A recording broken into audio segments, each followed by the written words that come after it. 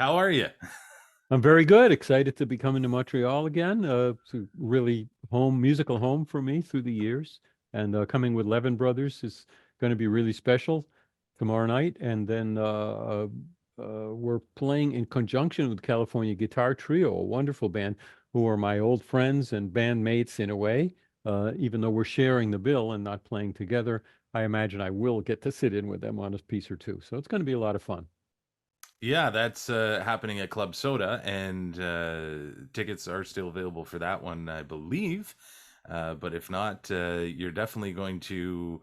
Well, as you said, you've been to Montreal many times. You have a history here as well. What's some of the more important moments that bring you back to this city? Well, I'm an old guy. My memory's not great, but for sure, since we're talking about CHOM, I have a photo somewhere of King Crimson in the 1980s, in the early 80s, posing. We didn't really pose very often at a radio station, but we came to the station.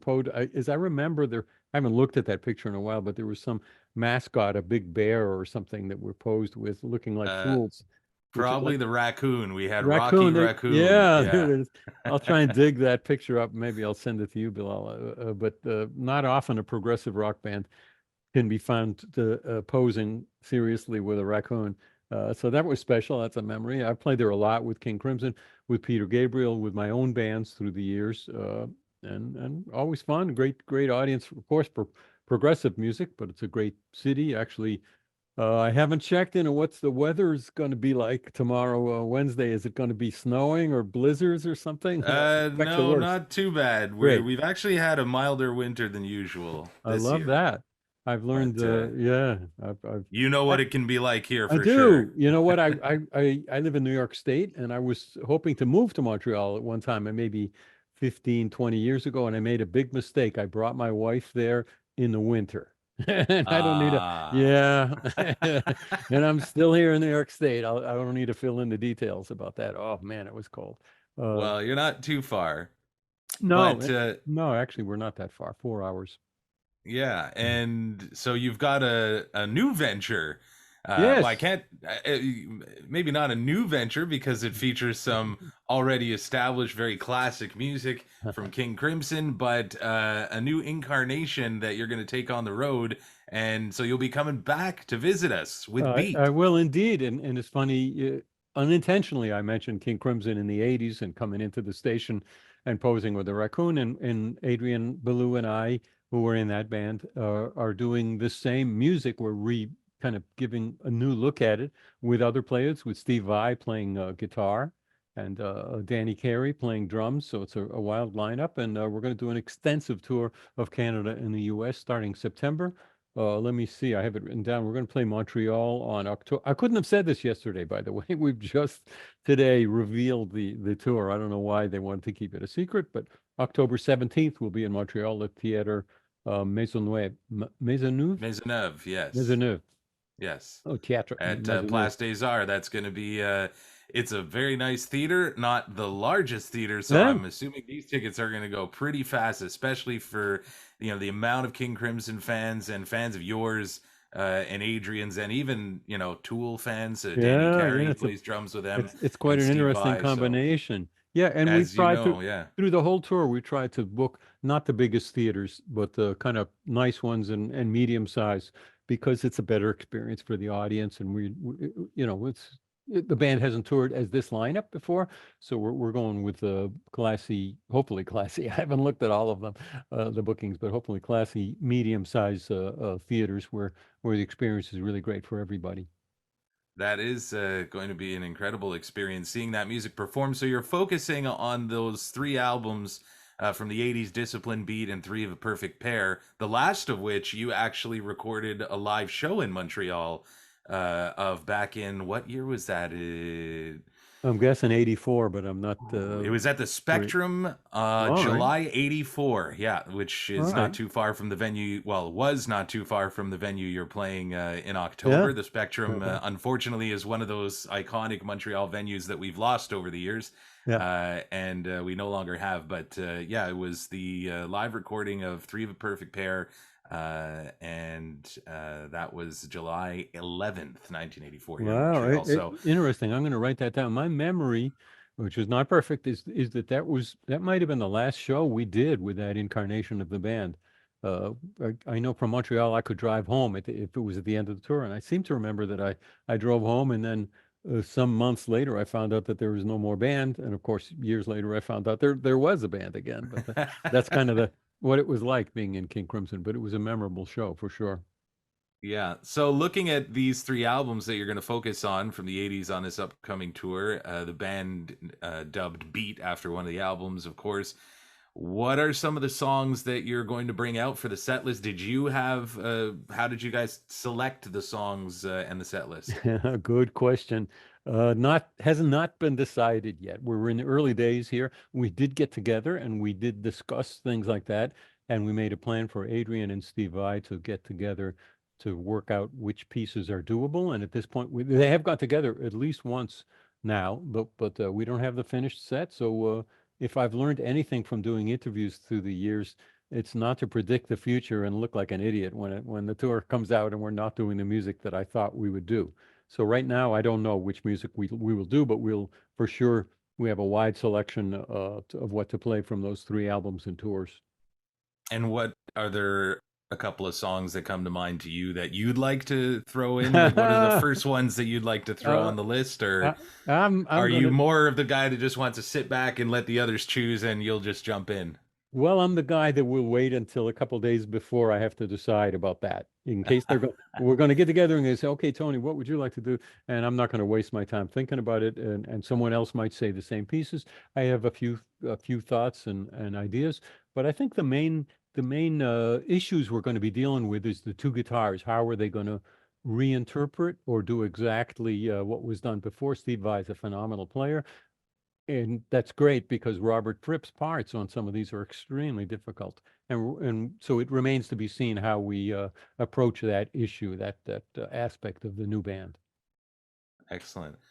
And so your career, I mean, in so many interviews, you go into, the long list of incredible musicians that you've played with. Being an incredible musician yourself as well, I'd like to say, because a lot of people say, "Wow, you got to play with this person and this person," and half of the time, I'm always expecting you to say, "Well, some people say David Bowie got to play with me," but Well, thank you. that's just a testament, I think, to your your genuineness and your humbleness as well as a musician, but being so talented and having your hand in so many projects and having I recently heard you were speaking to my friend down the hall, Mitch Melnick, TSN 690, about the upcoming show, and he tried to get some info out of you about the new tour, but you didn't oblige contractually at the time. So I'm glad that you were able to spill a little bit more about that with us today. But Mhm. you mentioned there that you've never really taken too much time to look back, on the moments you've had, because you're always pushing forward. You're always working on a new project. You're always playing with somebody, and you've got many bands that you collaborate with. So I guess there isn't typically a routine for Tony Levin the musician, because he could end up on anyone's performance or recording anywhere in the world. But what about Tony Levin the man? At this point in your life, you've got so much energy and enthusiasm just speaking to you. And I just wonder, is there a routine to your life? How do you stay healthy? How do you stay active? Do you have a routine, or you're just kind of going with the flow and it's always worked for you? Thanks. Good questions, and thanks for the compliments. And I'll repeat what you heard me to say probably to someone else is that I feel just lucky to get to play with these great players and great artists. It could have been easily could have been by coincidence another bass player that was called for various sessions, and I was lucky that it was me. And I try to up my game by playing when I have the chance to play with better musicians. I'm inspired with how well they do their job, and I try to become. Really, I'm doing what I did when I was 12 years old. I'm trying to play the bass well and learn how to play it better. Having said that, what I do, I go in and out of routines. I'm on the road a lot, but when I'm home, I like to relax, but sometimes it works out that I can't relax, that I have a wonderful obligation to do a lot of music every day, and that's great. And lately it's been so much that I had to set up a routine, and my day starts around 6:30 a.m. and got to do a lot of my own music before noon. I'm going to release an album, a solo album next fall. And if I don't do my own music, excuse me, early in the day, I'll get swept up in other people's music that I need to either learn or to record a bass track for. And that's wonderful. And I love doing that. So lately, my routine is uh, till noon, I'm working on my own music and my photographs because my album is going to include a whole bunch of very special photographs that I'm going to shoot portraits of my basses for. Don't want to go too deep Wow. into that. I hope I'll get to talk to you again in the fall about that when it comes out. Maybe when we play Sure. Montreal. Anyway, yeah, and then the afternoon, I'm lucky I get to play on people's music and interact with them digitally, online, and see if it's as you're seeing in the video here. I have a studio, a very nice home Hmm. studio to record the bass, and I spend a lot of my time here. And half of the studio is music, my bass playing, and the other half, which you can't see, is the desk with all the graphic stuff and photographic stuff because I spend a lot of effort and I get a lot of joy out of that too. And that's my life. A little time for family, which is fantastic. And so on the graphic side of things, more photographs or art design, what is it that you're Photographs. uh, Yeah, I'm deep into photography. I'm not so good at graphic design, but I'm smart enough to get a good graphic designer to help me out with those things. And like I said, I'm going to do portraits of kind of elaborate staged portraits of all of my bases for the upcoming album, and that's fun. But generally, I do a lot of photography. I've released a few books. Most recently, it's called the one called Images from a Life on the Road with many years of King Crimson and Peter Gabriel pictures and others. And frankly, I'm already making some plans for how I'm going to arrange my photography in the Beat Tour in the fall. Even though it's far away, I want to try some new lenses and some new aspects of the way to do what I do, which is shoot photographs from my position on the stage, showing the audience and showing the band and trying to get that. It's pretty wow. micro focused, but I've been doing it a long time and I try to get better at it. And obviously, I think there's a parallel between this tour coming up in the fall and touring in the 80s with when I joined King Crimson in 1981, when I was indeed shooting pictures from with a tripod on stage and a thing called a foot pedal. In those days, to talk about analog, it was a squeeze bulb that I would step on, which would send a pulse of air to the camera, which would shoot the picture. But I'd have to focus it before. These are old days of film, and I'd have to focus before the show for the pictures I wanted. So I'm going to do some. I'm thinking about how to do some reproduction of that, but in the digital age, and have maybe be able to juxtapose those pictures.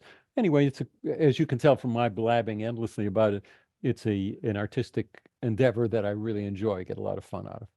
That's a great angle too, not to use a pun on that, but Yeah, yeah. taking the photos from the stage from your Well, perspective. yeah, and Uh, realistically, I'm not a professional photographer. I'm a passionate amateur, but I do have the luck to be in this position that most people don't get at in of being on stage, and audiences have learned from looking at my website and my pictures that there's something very special about the energy in the audience when a band does a show. And the audience is very enthusiastic. And I love to share that with the public, with the people who were there, so they can see what I see from stage, which is a wonderful thing and a way that we get a lot of energy for our music production.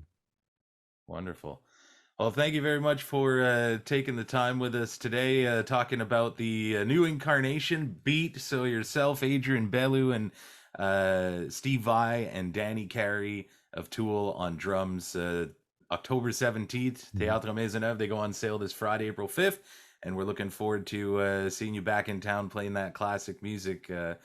Whatever you decide to put on the set list, I'm sure everyone in this city will be thrilled just to see you guys together and to hear that music live again. Thank you. And I also want to mention, of course, my upcoming show tomorrow at Club Soda. And Yes. that's going to be very special. And indeed, the Levin Brothers, part of that show is a jazz show. That's what we do with that band. But we're indeed, today we're going to be rehearsing a King Crimson piece that we've never done and trying to make it Ah, a very worthwhile jazz version of that piece. I won't say what it is, and I'll hope we do it tomorrow. And I'm looking forward to seeing the Montreal fans at both shows. Thank you. Thanks for having me. thank you again and have a great day. Thanks.